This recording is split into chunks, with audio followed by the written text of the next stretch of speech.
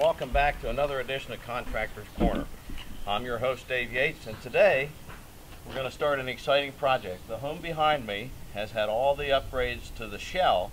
We've got new windows, we've got new doors, and we have beefed up insulation. It's an oil-fired system. The old boiler has 160,000 BTU capacity, which was oversized before this project ever began.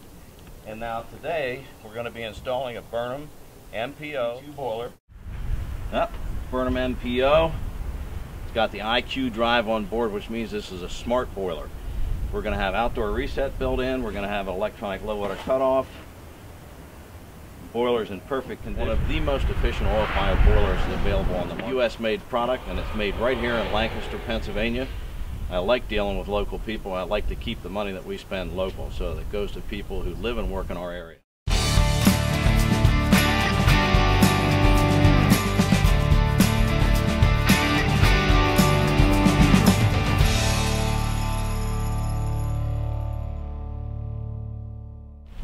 Okay, now that we've reviewed the basics, let's go inside and see how the crews are doing with the progress.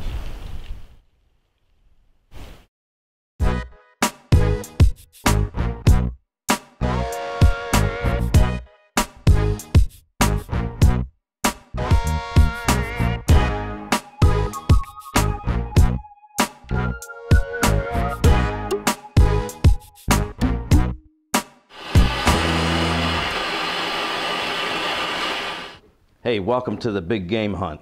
Bigger game than this guy, because we're on the hunt for BTUs. We're going to capture energy, and we're going to keep it inside this house. We're going to do it efficiently and quietly. Now, the way that we do that is we go room by room and measure the baseboard. And the reason for that is so that I can compare that to the heat loss for each individual room. Then I can fine tailor the outdoor reset so that the curve is perfectly matched to the house. So, let's get started. Excuse me, Rocky.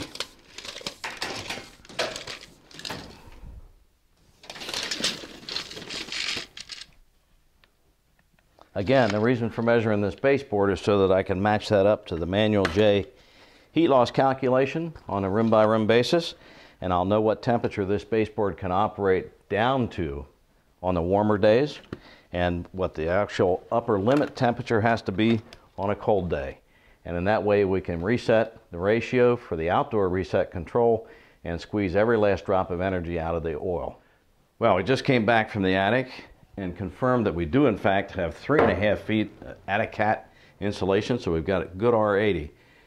The homeowners here are both hunters and trappers, and in this case they're trapping energy within the house and preventing it from escaping quickly.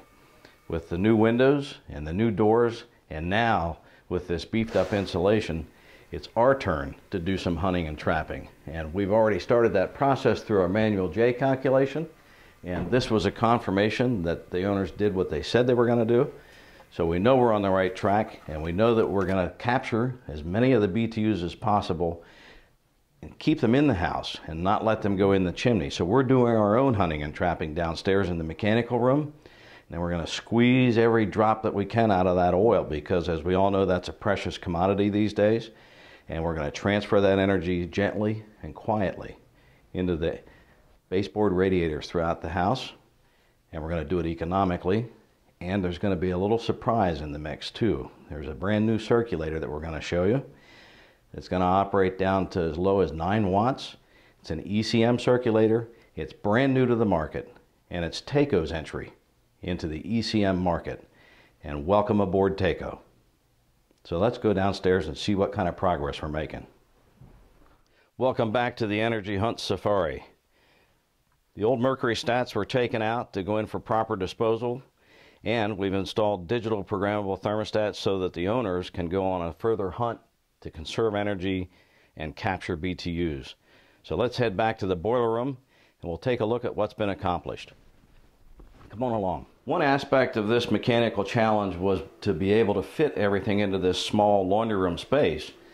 The washer and dryer are about to be moved back in the room, but before we bring them in, I wanted you to see that we essentially had to shoehorn everything into place. We've got a Burnham MPO oil-fired boiler. It's using outdoor reset. Today it's asking for 131 degrees as our upper limit temperature.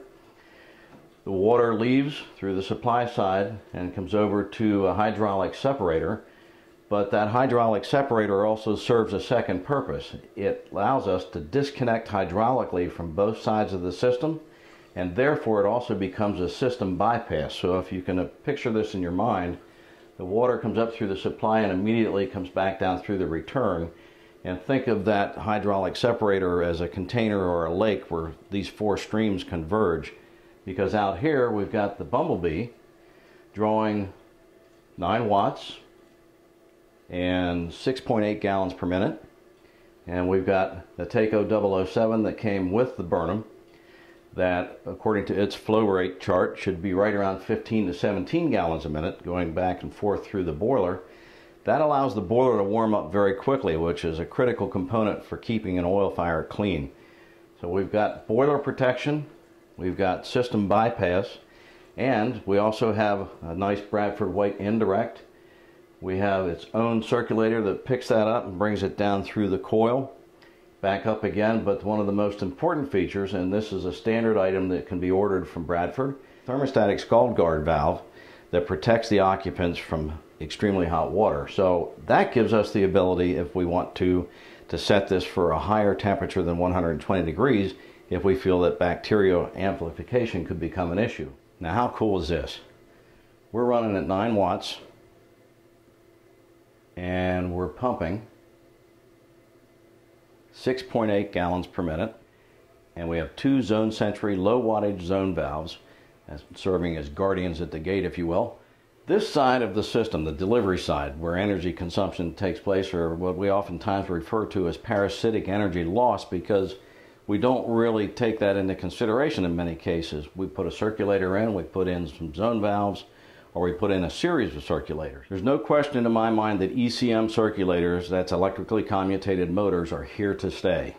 When you look at what we're doing and accomplishing today with this Bumblebee by Taco, we're using 9 watts. We have 2 zone century valves using 1 watt each. We're providing all the thermal comfort energy that's required upstairs, but we're doing it at a fraction of the cost that would have been ordinarily done with either a circulator and 2 zone valves or 2 circulators. With outdoor reset like we have on this Burnham MPO, we can count on, instead of the normal 2,250 hours of runtime that we have for Southeast Pennsylvania, we're going to see more like 3,000 run hours of time. So if they were regular circulators using 87 watts apiece versus 9 watts to do the same job that the 2 would have done previously, it's easy to run that out in the Excel spreadsheet for the 3,000 run hours at 12 cents a kilowatt hour and clearly demonstrate to your customers the value that this presents, so that they know that it's worth the additional upfront cost investment on their part to conserve energy and keep more of their hard-earned money. We've got a Taco zone control box, and as we mentioned previously, we now have digital thermostats out in the system. So we've got precise temperature control from out in the system. We've got good control over our energy usage, and we've got excellent control over the amount of energy that we're going to burn and how much we're going to allow to go off to the chimney. So this has been a great mechanical system makeover. The homeowners have had a successful hunt for energy and capturing BTUs as well as capturing watts, so that they're not giving their hard-earned money off to the oil company or to the electric company. New Watts water softening equipment has been installed. There was a bacteria issue with the... We've got a new Watts UV light that will protect the home. To further protect the home system, we have a solenoid valve installed on the inlet side. So in the event that there's a power loss for this house, that snaps shut and no water is allowed to pass through here, which would give bacteria a free chance to move back into the house and recolonize the system. So that really wraps up everything that we were hired to do for this job. This was not part of the mechanical system makeover, but part of the plumbing system makeover in this corner, and created a little bit of a challenge because we thought we were going to have 1 tank, but we ended up with 3 tanks. But we were able to shoehorn everything into place, and now it's time to bring the washer and dryer back in. I'm glad that you had a chance to visit with us on Contractors Corner, and we look forward to seeing you the next time.